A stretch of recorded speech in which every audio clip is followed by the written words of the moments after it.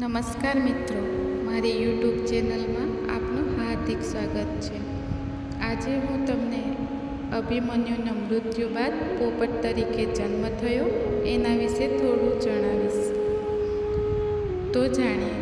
કુરુક્ષેત્રના યુદ્ધમાં અર્જુનનો વીર પુત્ર અભિમન્યુ શક્તિશાળી યોદ્ધાઓ સામે એકલો લડ્યો અને એક પરાક્રમી યોદ્ધાની વીરગતિ પામ્યો. અર્જુન માટે તો આ કઠોર ઘા હતો. અર્જુન ચોધાર આંસુએ રડતો હતો. ભગવાન શ્રી કૃષ્ણએ એને ઉપદેશ આપ્યો, પણ એ પણ વ્યર્થ. અર્જુન એ સ્વીકારવા જ તૈયાર ન હતો કે એનો પુત્ર હવે હયાત નથી. આથી શ્રી કૃષ્ણએ એને કહ્યું કે અભિમન્યુ હજી એની નજીકમાં જ છે.